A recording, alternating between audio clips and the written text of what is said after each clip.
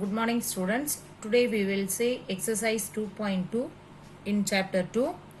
Fifth sum, without actual division, find which of the following rational numbers have terminating decimal expansion.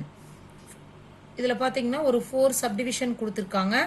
இது நம்ம வந்து without actual division, அதாவது நம்ம நார்மலாக இது வரைக்கும் அந்த எல் சேஃபில் டிவைட் பண்ணி நம்ம வந்து இதுக்கு வந்து பவர் எக்ஸ்பான்ஷனாவோ இல்லை டெர்மினேட்டிங் நான் டெர்மினேட்டிங் அப்படின்னு நம்ம கண்டுபிடிச்சோம். இப்போ இங்கே என்ன அப்படின்னா இந்த டிவிஷன் வந்து யூஸ் பண்ணாமல் இதுக்கு ஒரு ஃபார்முலா இருக்குது, அந்த ஃபார்மேட்டை யூஸ் பண்ணி நமக்கு இது டெர்மினேட்டிங்கா இல்லை நான் டெர்மினேட்டிங்கா அப்படின்னு கண்டுபிடிக்கணும். ஸோ இதுக்கு நோட் பார்த்தீங்க அப்படின்னா புக்கில் பேஜ் நம்பர் 51ல் இருக்குது.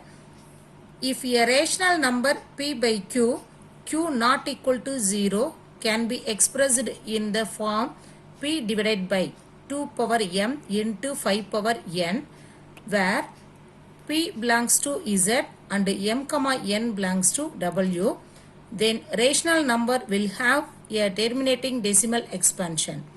Otherwise, the rational number will have a non-terminating and recurring decimal expansion.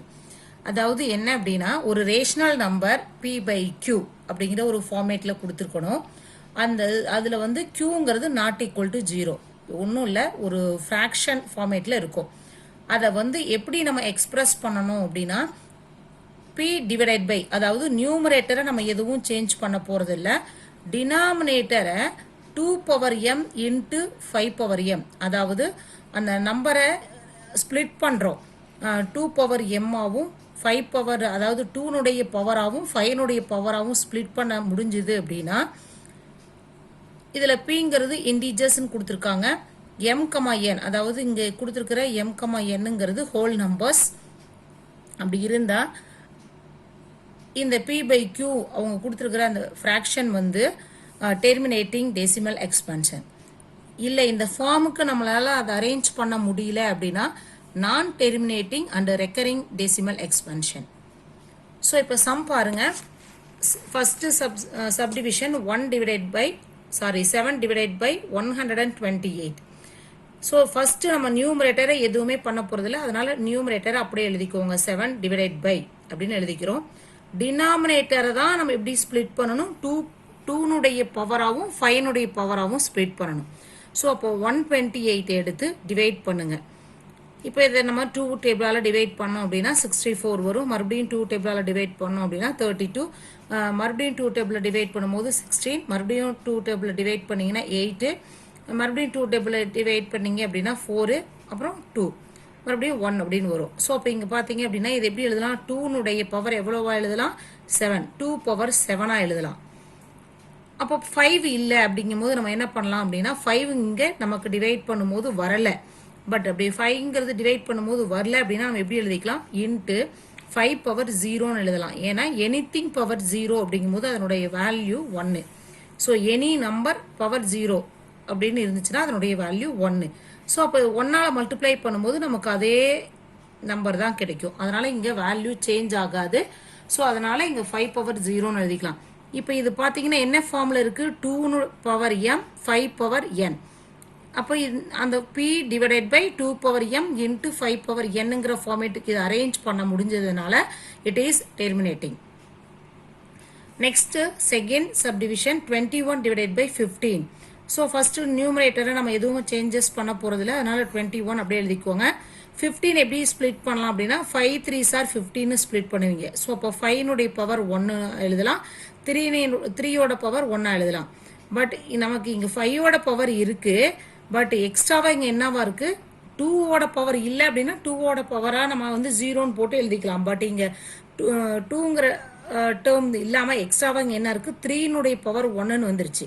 So அப்போ இது வந்து எக்ஸ்ட்ராவாக இருக்கிறனால இது வந்து அந்த ஃபார்முக்கு நம்ம அரேஞ்ச் பண்ண முடியாது. அப்போ இது வந்து என்னது, ஸோ 5 பவர் 1, இங்கே 3 பவர் 1 இருக்குது. ஸோ நம்ம எடுத்து ஒன்று இந்த மாதிரி நமக்கு டைரெக்டாகவே இந்த ஃபார்முக்கு அரேஞ்ச் பண்ண முடியல அப்படின்னா உடனே நம்ம இட் இஸ் டெர்மினேட்டிங் அப்படின்னு எழுதிடக்கூடாது. ஸோ அப்போ என்ன பண்ணணும் அப்படின்னா இந்த மாதிரி வராத சமுக்கு ஒரு சில சமுக்கு நீங்கள் மறுபடியும் செக் பண்ணணும், இந்த ஆக்சுவல் டிவிஷனில் போட்டு செக் பண்ணணும்.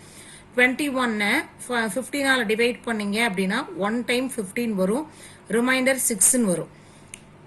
மறுபடியும் இப்போ இதில் இந்த 6ல் வந்து 15 கிடையாது. அப்போ என்ன பண்ணுவோம், இங்கே பாயிண்ட் வச்சுக்குவோம். இங்கே 0 ஒன்று ஆட் பண்ணும்போது 16 வரும்.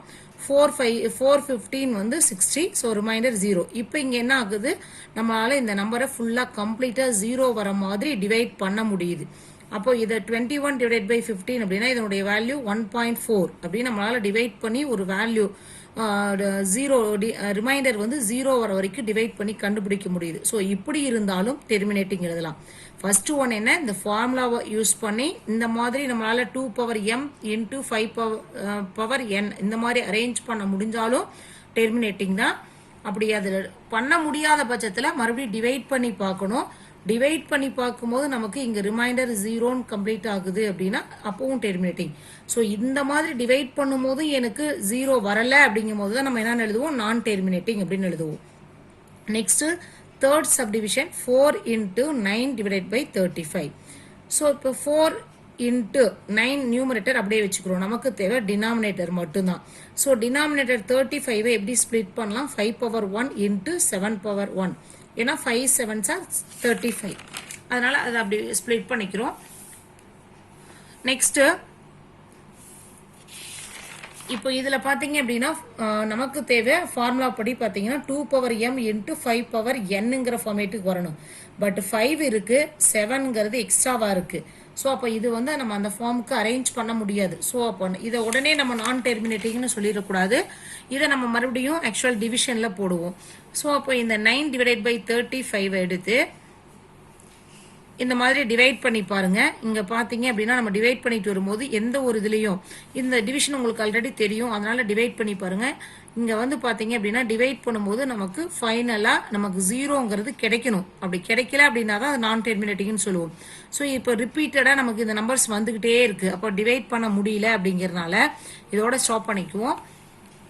இதுல பாத்தீங்க என்ன நம்பர், அதாவது ரிப்பீட்டட் நம்பர் வரணும். இப்போ 0.2571428 8க்கு அப்புறம் பாத்தீங்கன்னா மறுபடியும் 5ங்கிற நம்பர் ரிப்பீட் ஆகுது. அப்போ அதனால நம்ம இதோட ஸ்டாப் பண்ணிருப்போம்.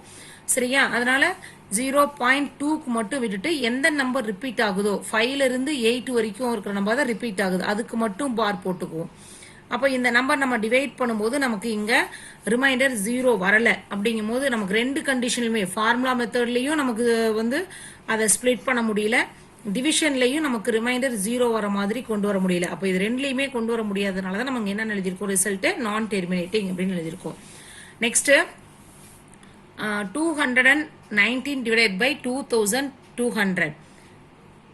இது நியூமரேட்டர் அப்படியே எழுதிக்கோங்க. டினாமினேட்டர் எப்படி ஸ்பிளிட் பண்றோம் அப்படின்னா இந்த மாதிரி டிவைட் பண்ணி பாருங்க. டிவைட் பண்ணும்போது இது எப்படி எழுதலாம், 2 பவர் 3 இன்ட்டு 5 பவர் 2 இன்ட்டு 11 அப்படின்னு எழுதுறோம். பட் இதுல நமக்கு வந்து ஃபார்முலா வந்து என்ன, 2னுடைய பவராகவும் 5னுடைய பவராகவும் எழுதணும். பட் எக்ஸ்ட்ராவா இங்க என்னவா இருக்கு, 11ஆ இருக்கு.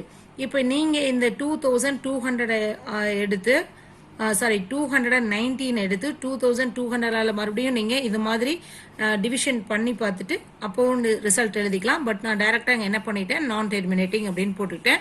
நீங்க வேணா ஆன்சர் கரெக்டா இல்லையான்னு மறுபடியும் ஒரு டைம் வெரிஃபை பண்ணிக்கலாம்.